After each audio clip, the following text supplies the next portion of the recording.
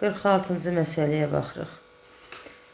0,25 mol kükürt altı oksid, yəni SO3 0,25 mol su ilə qarışdırılıb, buradan alınıb H2SO4. Biz əvvəlcə məhlulun kütləsini tapmalıyıq. Əgər məhlulda çöküntü, qaz əmələ gəlməyibsə, hansı maddələri bir-birinin üzərinə gəliblərsə, həmin o maddələrin kütlələrini toplayırıq, o məhlulun kütləsi eləyir. 0,25 mol SO3 neçə qramdır? 0,25 mol, deməli, bunun moludur. SO3-ün özü də 80 qramdır. Vururam 80-ə. Bu eləyir neçə? 20 qram. Deməli, 20 qram SO3 götürüblər. Bunu 225 qram suda həll ediblər. Deməli, məhlulum olur 245. Məndən isə əmələ gələn SO4-ün qatılığını soruşur. SO3-ün üstünə də su gələndə H2SO4 alınır. 0,25 mola nə qədər sulfat alınır bilmirəm. Deməli, 1 mola isə molla verilib deyə, 1 mola isə 98 qram alınır. X də bərabərdir 98 vuraq 0,25.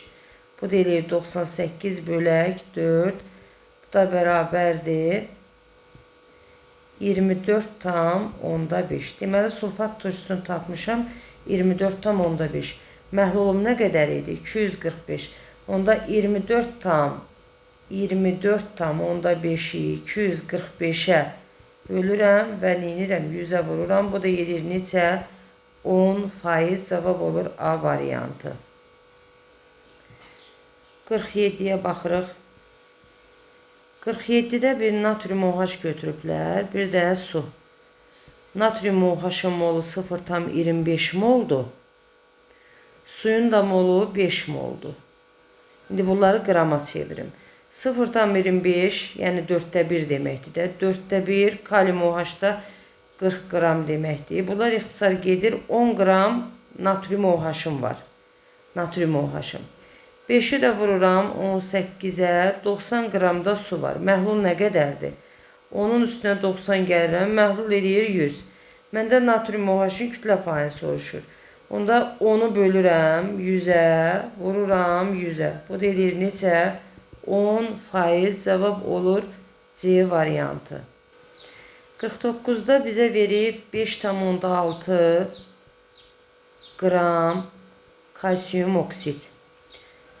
Bunu qarışdırıblar 994,4 millilitr su ilə. Deməli, biz də bilirik ki, kalsiyum oksid su ilə reaksiya gedəndə kalsiyum OH alınır. Deməli, məhlulda çöküntü yox, qaz yoxdursa, bu ikisini toplamaqla məhlulun kütləsini ala bilərik.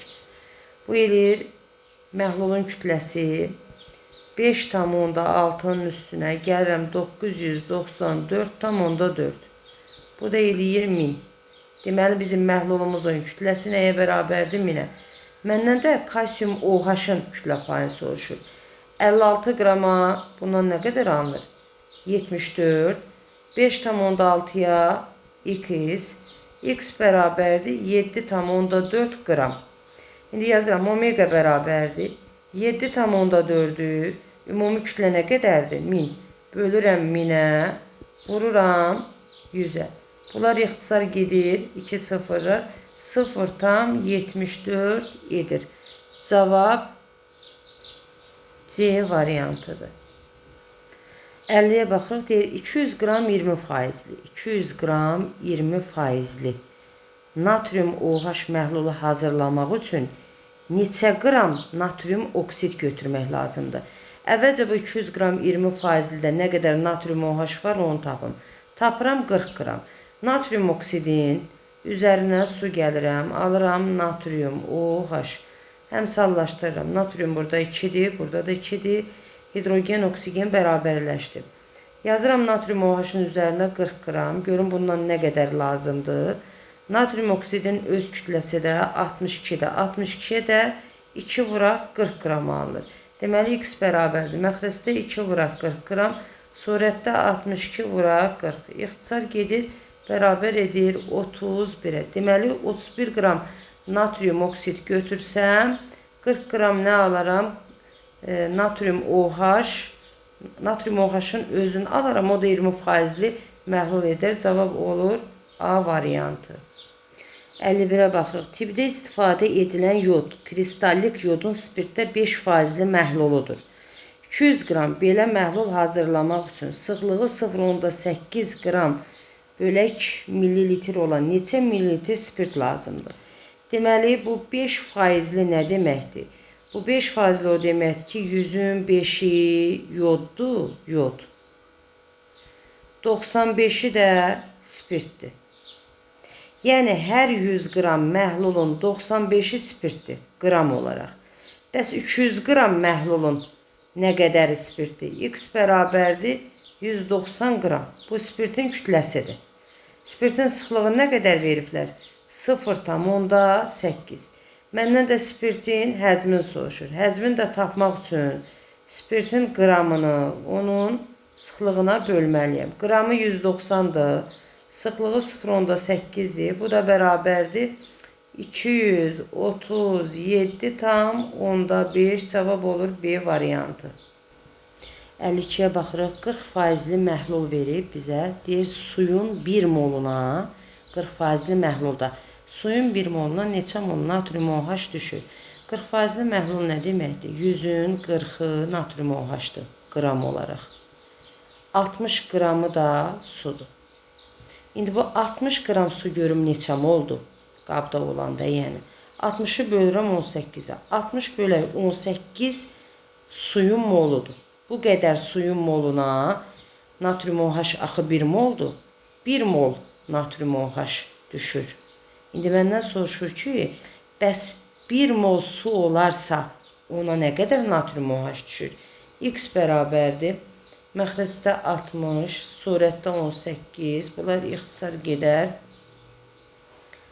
6-ya gedər 10 dəfə, 3 dəfə, 3-ü də 10-a böləndə 0,10-da üst düşür. Cavab olur D variantı.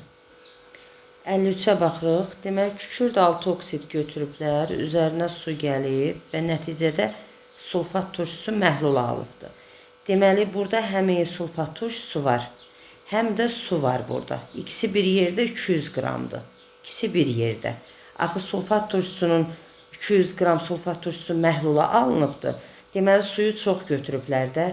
Su həm bununla reaksiyaya getməyə sərf olunub. Həm də onun artıq qalan hissəsi var ki, o qabda qalıbdır. Alınan sulfat turşusu həmin o sudan inir, həll olur.